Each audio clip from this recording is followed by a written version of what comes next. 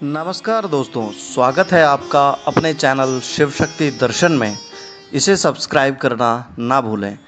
मित्रों, आज हम वार्ता करेंगे पाप और पुण्य में क्या अंतर है, धन से मोक्ष कैसे प्राप्त किया जा सकता है, इस विषय में।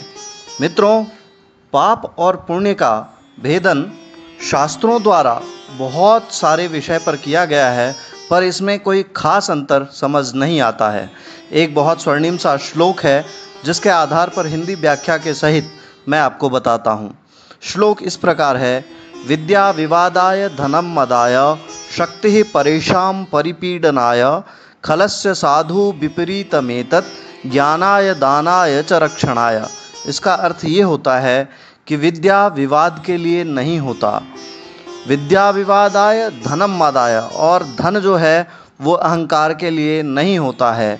शक्ति यानी ताकत दूसरे को या अपने से कमज़ोर को पीड़ा पहुंचाने के लिए नहीं होती है। साधुत्व कर्म को ही अच्छा बताया गया है, जो सत्कर्म है वो साधुत्व कर्म को ही बताया गया है। और साधुत्व कर्म इस प्रकार है: खलस्य साधु विपरीतमेतत्, साधु इसका बिल्कुल विपरीत होते हैं।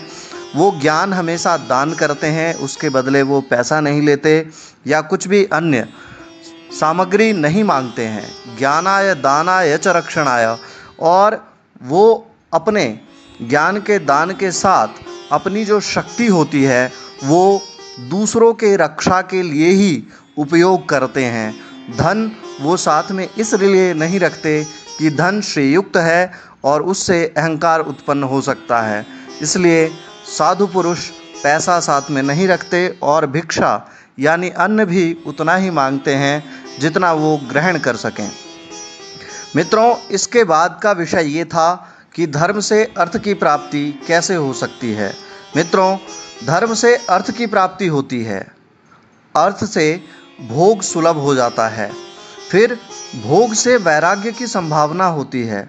धर्मपूर्वक उपार्जित अगर आपके पास धन है और उससे जो आप भोग प्राप्त करते हैं उससे एक दिन अवश्य ही वैराग्य का उदय होता है। धर्म के विपरीत अधर्म से उपार्जित हुए धन द्वारा जो भोग प्राप्त होता है उससे भोग के प्रति आसक्ति बढ़ती है, और वो इस प्रकार की आसक्ति होती है कि उससे मनुष्य वैराग्य की तरफ नहीं जाना चाहता। मनुष्य धर्म से ही धन पाता है, चाहे वो पूर्व जन्माधिकृत उनके धर्म कमाए हुए हों या इस जन्म में किए हुए कर्म हों। उस तपस्या से मनुष्य को तपस्या से दिव्य लोकों की प्राप्ति होती है। कामनाओं का त्याग करने वाले पुरुष के अंतःकरण की शुद्धि होती है, उस शुद्धि से ज्ञान का उदय होता है, इसमें कहीं भी संशय नहीं है। सत्ययुग आदि में तो तप को ही प्रशस्त कहा गया था, किंतु कलयुग में द्रव्य साध्य धर्म दान आदि अच्छा माना गया है। यानी कलयुग में अगर आप अपने कर्म को अच्छा करना चाहते हैं तो उसके लिए द्रव्य ही साध्य है और उससे ही आप धर्म दान आदि कर सकते हैं।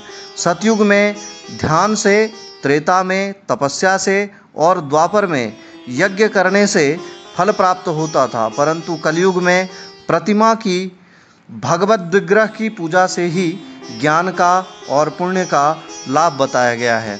मित्रों, जानकारियाँ अच्छी लगी हों तो चैनल को सब्सक्राइब, वीडियो को लाइक और शेयर करना ना भूलें। नमस्कार।